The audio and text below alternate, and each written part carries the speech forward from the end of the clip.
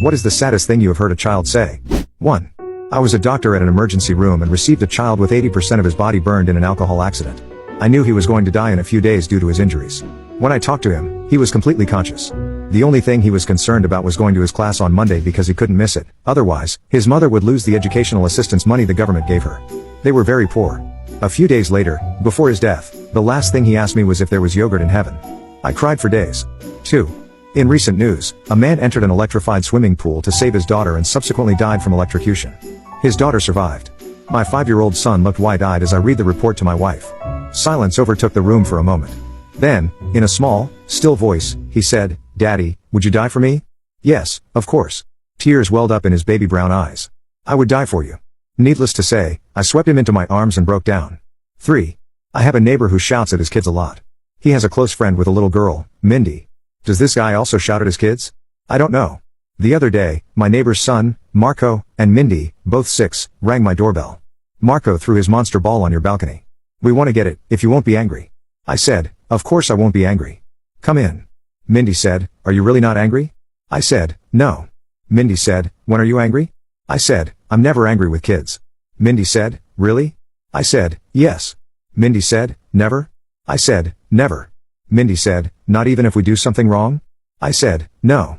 I'd probably tell you it was wrong, but I wouldn't be angry." Mindy looked at me and repeated, "You won't be angry with me?" I said, "I will never be angry with you." She looked at me for a few seconds, then flung herself into my arms. I didn't even know her before this. There's no saying exactly what her background is, but I found it profoundly sad. 4. Mom? Yeah? Daddy made me wake up last night. Yeah, he kissed me and said he loves me, and I woke up, and then he left. Oh. But I fell asleep again, so that's okay.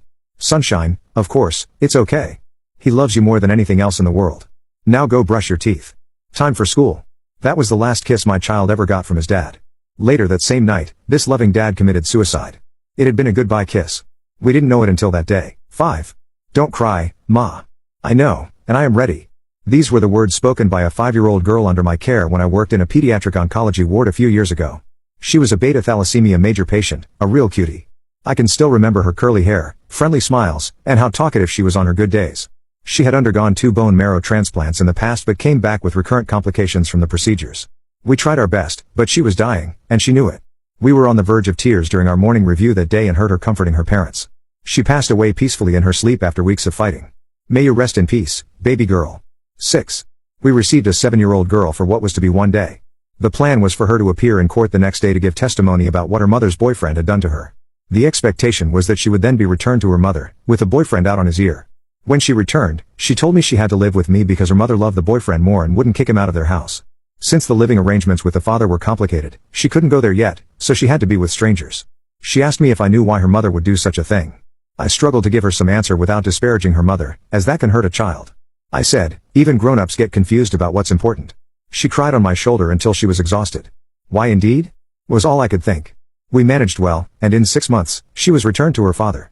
By that time, we discovered she didn't need classes for children with developmental disabilities, she could learn well, and she was emotionally stable.